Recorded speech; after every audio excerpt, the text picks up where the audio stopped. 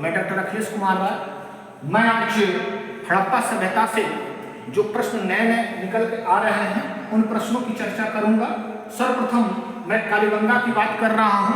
कालीबंगा से लकड़ी की नाली प्राप्त हुई है, बाकी अन्य सभ्यताओं में लकड़ी की नाली नहीं मिलती है। कालीबंगा से ही मिट्टी का एक पैमाना यानी स्केल मिला है और कालीबंगा से ही भूकंप के प्राचीनतम साक्ष्य प्राप्त होते हैं और कालीबंगा से ही समय नापने हेतु मिट्टी की रेत की घड़ी भी प्राप्त होती है। दूसरा है मोहनजोदड़ो से सन का तराजू प्राप्त होता है।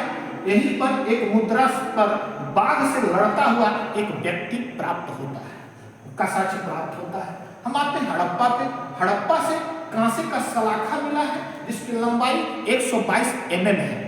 इसके अलावा यहाँ पर एक मुद्रा पर गरुड़ और खरगोश के साक्ष्य प्राप्त होते हैं हमें। उसके बाद आते हैं लोथल। लोथल से हाथी दांत का पैमाना प्राप्त हुआ है। यह प्रश्न कई बार आ चुका है इस समय।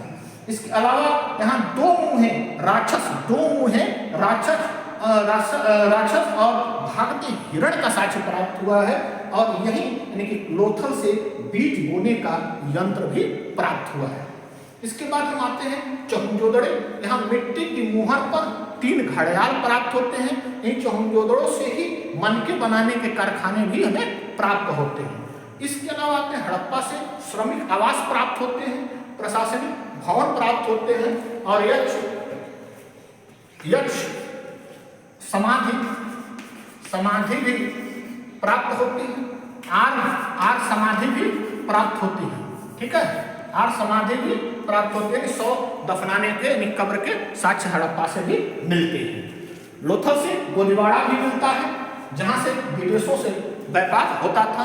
यहाँ पर एक मुद्रा पर जहाज के चिन्ह पानी वाले जो शिप कहते हैं उसका भी साक्ष्य मिलता है। इसे यहाँ डाकयार्ड मिलता है, समुद्री या पत्तन नगर भी इसको कहा जाता है।